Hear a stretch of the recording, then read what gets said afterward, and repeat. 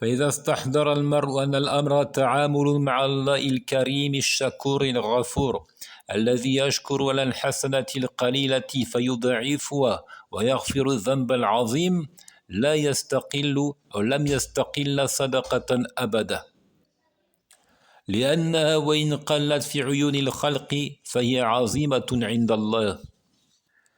Si l'individu garde à l'esprit qu'il s'agit là de traiter avec Allah, lorsqu'on fait une aumône, on fait en fait une transaction avec le Seigneur.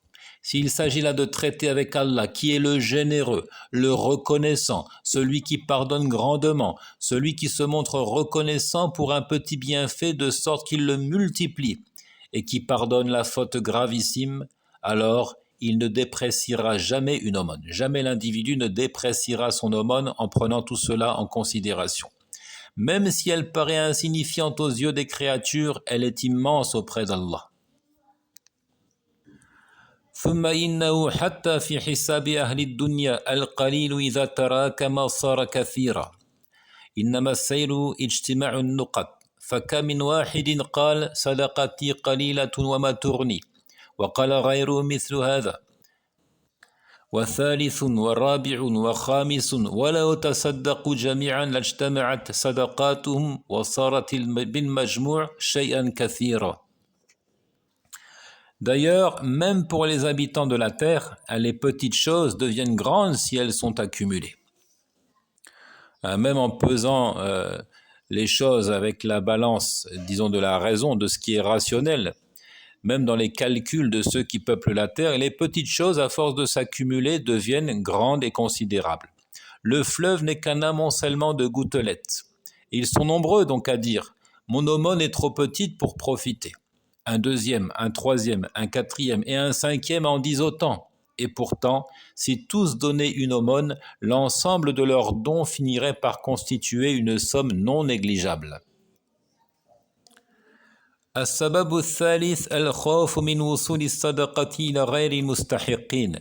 La troisième raison qui empêche certains de faire des dons, craindre que cette aumône ne soit versée à celui qui ne la mérite pas.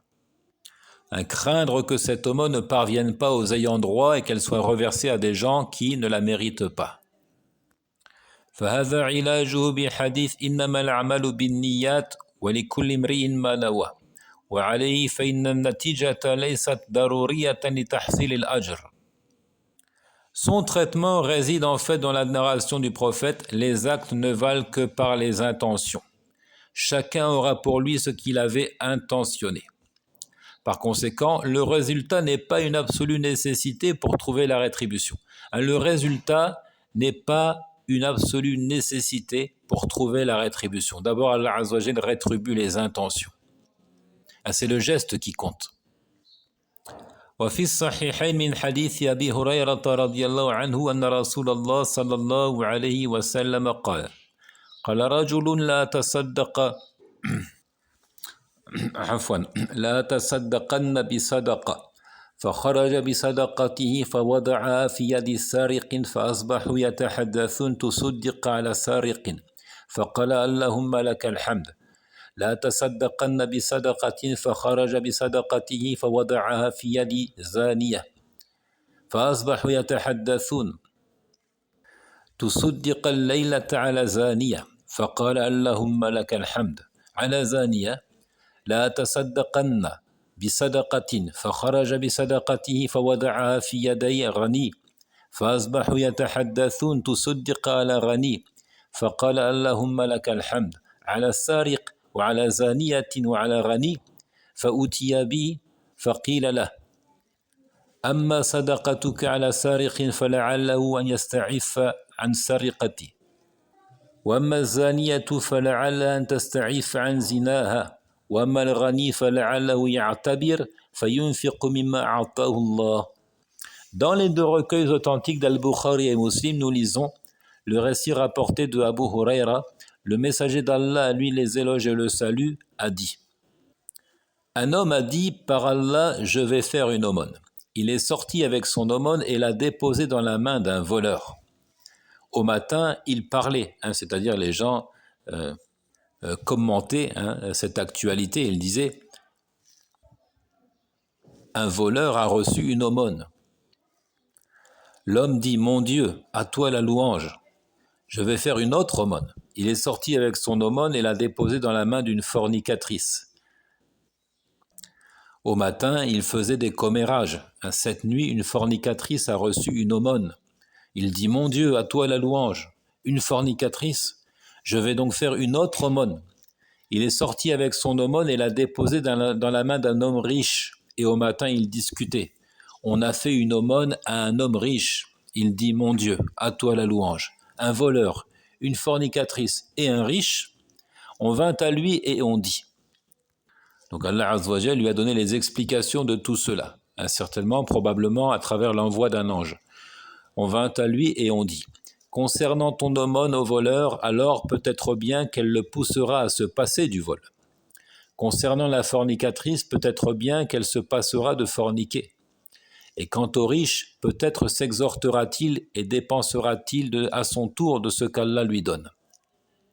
Donc ne disons pas, pourquoi donner des aumônes, j'ai bien peur que ça n'arrive pas aux ayants droit, j'ai bien peur qu'elles soient reversées à ceux qui ne la méritent pas. Nous voyons que dans ce récit, Allah Azza wa Jalla a décrété qu'elles parviennent dans les mains de gens qui, à première vue, ne méritent pas cette aumône. Mais il y a pourtant une explication.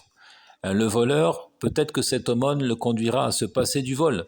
La raison du vol, c'est justement que, pour beaucoup, les gens sont dans le besoin. Même chose pour la fornicatrice, ça peut être le besoin qui pousse une femme à commettre ce péché. Et quant au riche, il pourra s'exhorter et dépenser à son tour de ce qu'Allah lui donne. وفائدة حصول الصدقة وإن لم تصل إلى مستحقيها أن الناس إذا وسوسوا في أمر الاستحقاق كان ذلك مدخلا لهجران الباب من أصله وحرمان المستحقين. إذن نعم لا بد من الحرص على المستحق ولكن لا يدخل الأمر في باب الوسواس والظنون. Donc nous voyons qu'il y a un intérêt à donner de l'aumône même si elle ne parvient pas aux ayants droit. Car en se laissant envahir par les chuchotements diaboliques sur ceux qui la méritent ou pas, on peut finir par totalement délaisser cette bonne œuvre et donc priver ceux qui la méritent réellement. Certes, il faut être avide de donner à ceux qui en ont besoin, mais pour autant ne pas sombrer dans les mauvaises pensées. En se disant, à chaque fois je donne, mais j'ai l'impression qu'ils n'en ont pas besoin, ils ne méritent pas, etc. Et au final, on abroge et on délaisse une partie de la religion qui est de donner des aumônes. Et aussi, on prive ceux qui en ont véritablement besoin. السبب الرابع مقارنة النفس بالأغنياء المتصدقين أصحاب الصدقات العظيمة.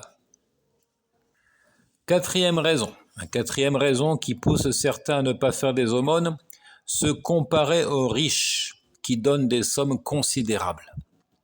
Donc ça va un peu dans le même sens de la deuxième raison qui était de minimiser l'aumône. Donc se comparer aux riches, ceux-là qui donnent des sommes considérables.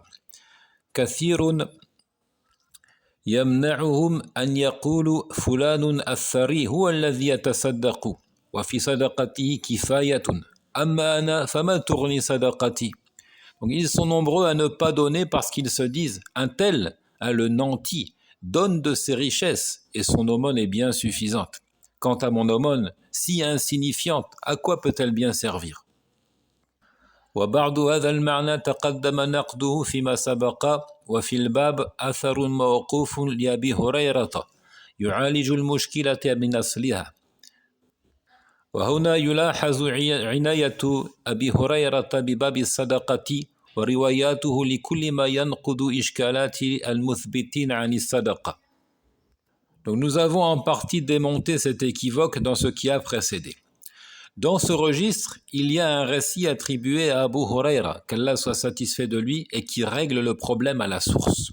Et au passage donc, avant d'aller plus loin, notons l'intérêt accordé par Abu Huraira au chapitre des aumônes, à lui qui a rapporté du prophète, alayhi salatu wassalam, tout ce qui anéantit à ces faux prétextes, disons, tout ce qui met à mal ces choses qui découragent de donner de l'aumône.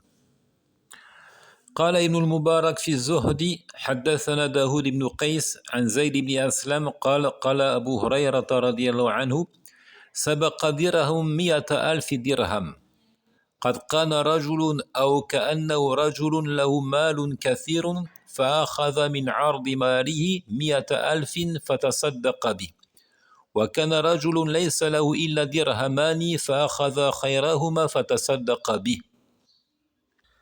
Dans Az-Zuhd de l'imam Ibn al-Mubarak, Daoud ibn Qais nous a conté, selon Zayd ibn Aslam, Abu Huraira, qu'Allah soit satisfait de lui, a dit: un dirham a devancé 100 000 dirhams. Un seul dirham l'a emporté sur 100 000 dirhams. Et puis il donne explication. Il dit: un homme avait, ou, donc là c'est une hésitation de la part du rapporteur, un homme avait, ou c'est comme si un homme avait beaucoup d'argent. Il saisit une somme de 100 000 et en fit aumône. Un autre homme, quant à lui, ne possédait que 2 dirhams. Il saisit le meilleur des deux et en fit aumône.